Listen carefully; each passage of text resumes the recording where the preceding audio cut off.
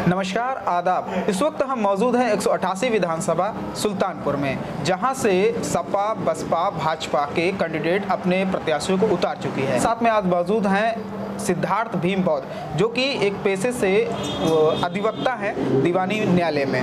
आज उनसे हम बातचीत करेंगे और जानेंगे किन मुद्दों के साथ वह विधानसभा का चुनाव लड़ रहे हैं और प्रमुख तौर पर इनके क्या मुद्दे होंगे। आपका हमारे चैनल पर बहुत बहुत स्वागत है। धन्यवाद। प्रमुख तौर पर क्या मुद्दे होंगे 188 विधानसभा के लिए आपके जो चुनाव लड़ेंगे, इसमें 2022 का चुनाव लड़ेंगे? सर्वप्रथम आपके चैनल पे मेरा इंटरव्यू हो रहा है, उसके लिए बहुत बहुत धन्यवाद जी। आपको बहुत जो हमारे प्रमुख मुद्दे हैं, बहुजन मुक्ति पार्टी का जो राष्ट्रीय मुद्दा है वो सारे मुद्दों को स्टाम्प पेपर पर लिखित मुद्दे दिया जा रहा है।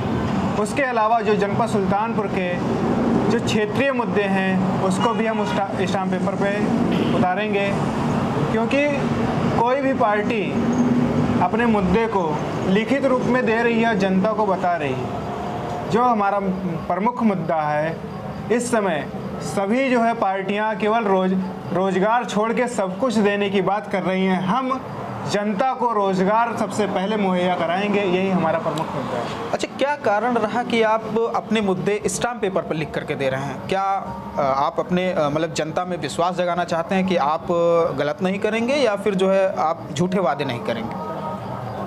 जनता जो कि लगभग 77 साल हो गए हैं राजनीति के, अभी तक कोई भी ऐसी पार्टी नहीं आई है कि अपने जो वादे हैं 5 साल में पूरे करके दिए हैं।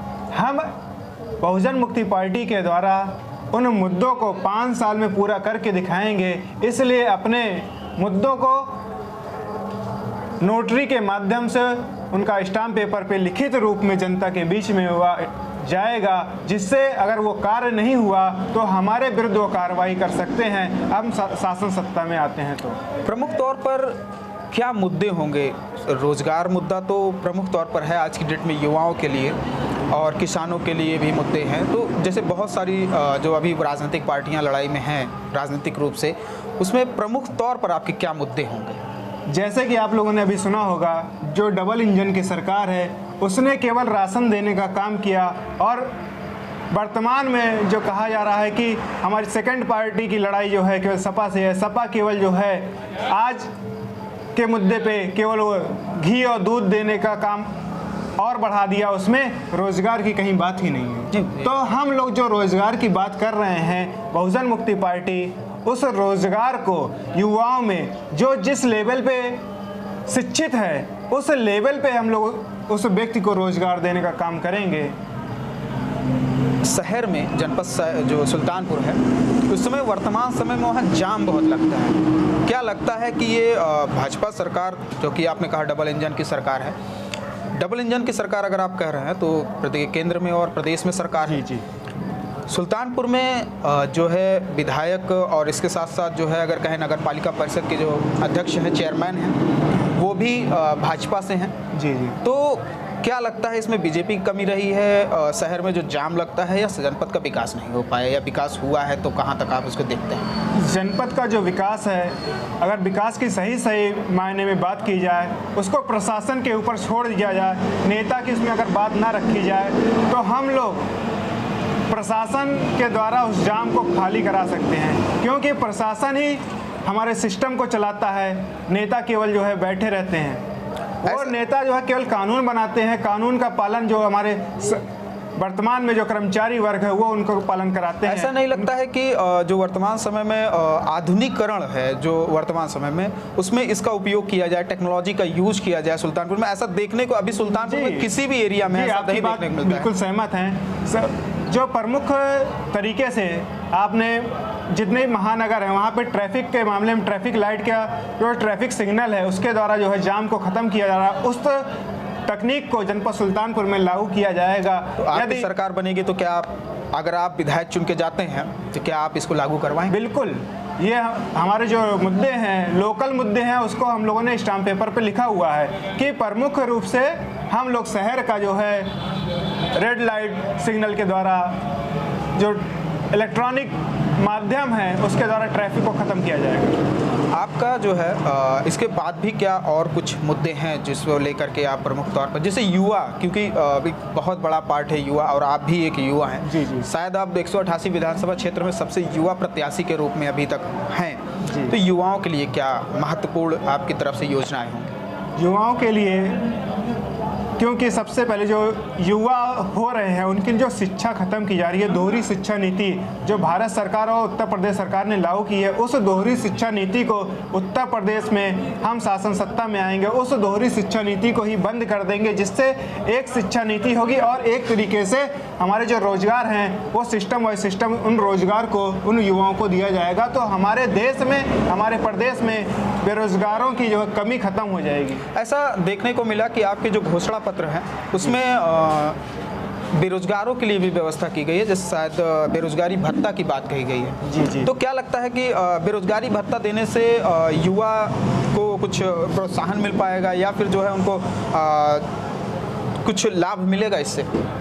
जैसे आपने कहा बेरोजगारी भत्ता, बेरोजगारी भत्ते के अलावा हमारे द्वारा जो है बहुजन मुक्ति पार्टी के द्वारा युवाओं के लिए स्कॉलरशिप की व्यवस्था जो कक्षा 10 से शुरू होती है, कक्षा 12 BA, मतलब जो उनको ग्रेजुएशन और पोस्ट ग्रेजुएशन तक की उनकी जो स्कॉलरशिप की व्यवस्था है वो की गई है। जैसे हाई स्कूल की अगर हम बताते हैं आपको, जो है हाई स्कूल में 6000 प्रति माह स्कॉलरशिप जो है बहुजन मुक्ति पार्टी सरकार आने पे देगी।